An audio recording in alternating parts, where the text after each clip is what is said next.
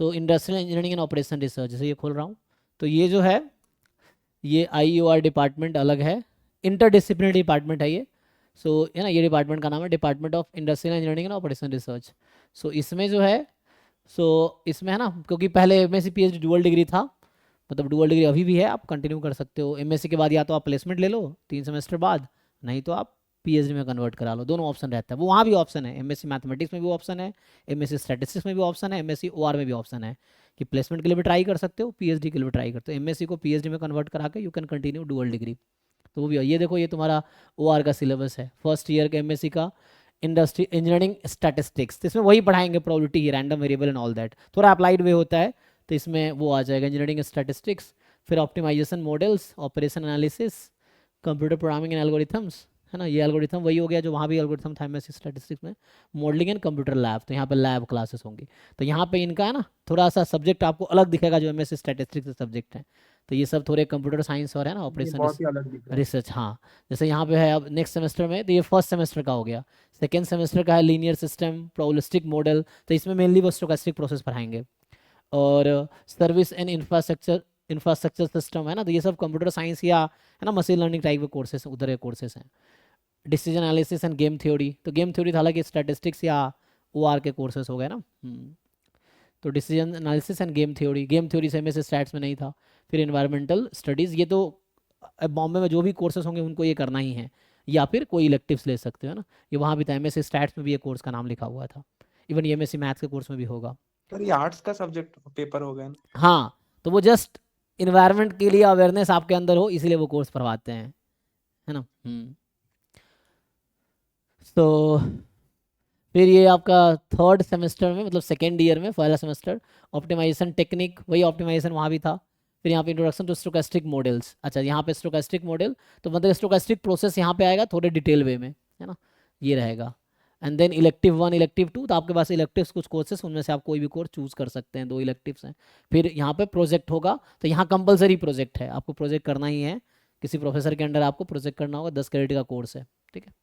ये फिर fourth semester में सारे इलेक्टिव कोर्सेस हैं, तो जो कोर्स रन होगा उसमें सिलेक्टिव चुनना है आपको। फिर IUR लैब यहाँ एक कंपलसरी कोर्स है, तो लैब में वही आपको प्रोग्रामिंग या एनालिसिस सिखाएंगे, तो लैब कोर्सेस होंगे यहाँ पे, प्रैक्टिकल मतलब। और फिर यहाँ पे प्रोजेक्ट करना ही है, तो ये भी कंपलसरी कोर्सेस है ना। सो ये आपका MSc OR 2 ईयर का सिलेबस है।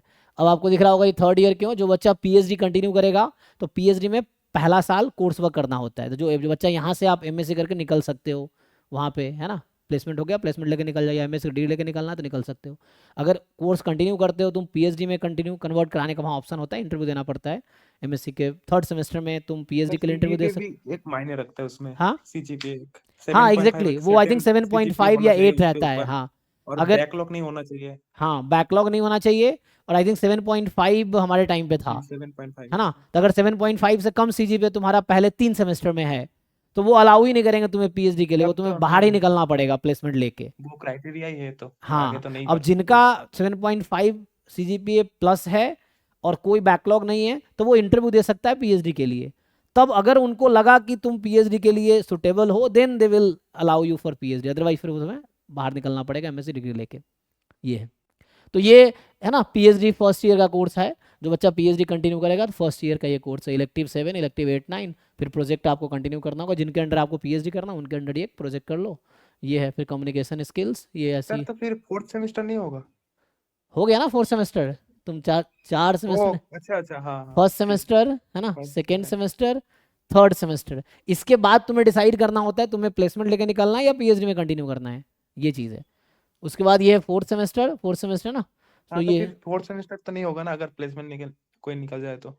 ना ना ना निकल नहीं सकते ना तुम, प्लेसमेंट वहां चलता है दिसंबर में, तो थर्ड सेमेस्टर के बाद प्लेसमेंट सीजन स्टार्ट होता है दिसंबर में। हाँ सेल प्लेसमेंट हो आता गया है। थोड़ी कोर्स छोड़ दोगे तुम, कोर्स तो प्लेसमेंट हो गया तो मतलब एक सेमेस्टर के बाद तुम जाओगे, तो मतलब हम्म। प्लेसमेंट सीजन दिसंबर में स्टार्ट होता है, जून तक चलता है। तो वो तुम्हारे प्लेसमेंट हो गया मतलब जॉब लग गई, अब तुम जब मई जून जुलाई में कंप्लीट कर लोगे कोर्स, तो जुलाई में तुम जॉब ज्वाइन करोगे, ये चीज़ है। ये कोर्स तो करके जाना है, डिग्री तो यहाँ कंप्लीट होगी, प्लेसमेंट पहले हो जाता है थर्ड सेमेस्टर में ही, थर्ड सेमेस्टर के बाद। और ये चलता रहता है पूरे फोर्थ सेमेस्टर के दौरान भी चलता रहता है, तो 6 महीने का प्लेसमेंट सीजन होता है वहाँ पे, दिसंबर से स्टार्ट होके जून जुलाई तक चलता है अराउंड, है ना, ये है। सर तो फिर कोई स्टूडेंट एमएस इसके लिए तैयारी करे या फिर वो प्लेसमेंट के लिए तैयारी करे, कौन सा करेगा? पॉपुलेशन के लिए? कौन सा पॉपुलेशन? नहीं नहीं नहीं, कोई भी स्टूडेंट मान लीजिए थर्ड सेमेस्टर के बाद ये फोर्थ सेमेस्टर के लिए तैयारी करे या प्लेसमेंट के लिए तैयारी करे? प्लेसमेंट सेल तो आ जाएगी ना उसमें। अरे तो दोनों करना है भाई तुम्हें। बिना, अगर तुम प्लेसमेंट हो भी गई या तुम फोर्थ सेमेस्टर में फेल हो गए तो तुम्हारा जॉब कैंसिल हो जाएगा। हाँ लेकिन प्लेसमेंट के लिए भी तो तैयारी करना पड़ता है ना उसके हाँ तो लिए, साथ में करना अलग पड़ेगा से। तुम्हें, यस। वही पूछ रहा हूँ। हाँ तो you have to prepare alongside. वहाँ पूरे दिन भाई कैंपस में ही रहते हैं बच्चे, तो क्लासेस तो वहाँ चलती हैं। मान लो पूरे दिन में तुम्हारी 4 क्लासेस होंगी, 5 क्लास होंगी मैक्सिमम, मतलब पूरे दिन में 3-4 घंटे की क्लासेस होंगी लगा लो। फर्स्ट हाफ में जनरली थ्योरी लेक्चर्स होते हैं, सेकेंड हाफ में ट्यूटोरियल्स होते हैं। फिर तुम 4-5 बजे फ्री हो जाओगे, चलो 9 से 5 क्लासेस लगा लो। उसके बाद 5 के बाद तो फ्री हो, तो 5 के बाद तुम प्लेसमेंट में काम करो। वहाँ डेली जो प्लेसमेंट सेल है वो प्लेसमेंट प्रिपरेशन में डेली तुम्हें जाके वहाँ पे उनका एक डेमो एग्जाम होता है, मतलब वो खुद प्रिपरेशन करवाते हैं इंस्टीट्यूट प्लेसमेंट के लिए। तो बस तुम्हें उसमें एक्टिवली हाँ पार्टिसिपेट करना जी। पड़ेगा। तो हर रात को वो लोग 10 से 12 रात को वो एग्जाम करवाते हैं, डेमो एग्जाम ना, मॉक एग्जाम समझ सकते हो प्लेसमेंट के लिए। तो आपको डेली जाके एग्जाम देना है समझना। तो वही जो प्लेसमेंट जैसे पूछा जाएगा वो पहले से प्रिपरेशन कराते हैं। फिर जब एक्चुअल एग्जाम होगा प्लेसमेंट का तो उसमें तुम बेटर परफॉर्म कर पाओगे। तो वो तुम्हें खुद करना है भाई, मतलब प्लेसमेंट की तैयारी करनी है। तो बहुत सारे बच्चे छोड़ देते हैं क्योंकि उनसे कोर्स नहीं संभल रहा होता है, तो वो कहते हैं भाई पहले कोर्स निकल जाए फिर प्लेसमेंट का बाद में देखेंगे। ऐसे बहुत सारे बच्चे हैं क्योंकि वो कोर्स में ही फेल हो रहे होते हैं। तो कोर्स में अगर तुम फेल हो रहे हो तो प्लेसमेंट मिल भी गया तब भी कोई फायदा नहीं, जॉब कैंसिल ही हो जाना अगर तुम पास नहीं कर पाए कोर्स में। मान लो थर्ड सेमेस्टर में एंड में किसी बच्चे का प्लेसमेंट हो गया और फोर्थ सेम में किसी एक सब्जेक्ट में बैक लग गया तो फेल हो गया, क्योंकि उसको अब वो कोर्स अगले साल करना पड़ेगा। तो एक साल उसकी डिग्री एक्सटेंड हो गई तो जॉब कैंसिल हो गया उसका, तो उसको अगले साल है तो फिर पार्टिसिपेट करना पड़ेगा प्लेसमेंट में। तो अगले या साल फिर से पार्टिसिपेट करना पड़ेगा? ये करना पड़ेगा या फिर उसको नहीं मिलेगा जॉब, फिर तुम्हें बाहर से ढूंढना पड़ेगा। इंस्टीट्यूट तुम्हारी रिस्पॉन्सिबिलिटी नहीं लेगी प्लेसमेंट की, because you are not capable ना। तुम फेल हो गए मतलब यू आर नॉट कैपेबल, तो तुम कैपेबल और डिजर्विंग नहीं हो भाई, ये चीज़ है। प्लेसमेंट मिल सर गई, लेकिन अगले साल सर अगर क्वालिफाई कर ले तो फिर हाँ गौरव भैया प्लेसमेंट मिल गई, मान लीजिए प्लेसमेंट मिल गई, अगले साल वो बैकलॉग क्लियर कर दे तो फिर वो प्लेसमेंट का वैलिडिटी नहीं रहेगी उसमें? आई थिंक अलाउ करते हैं वो लोग, फिर तुम प्लेसमेंट में बैठ सकते हो।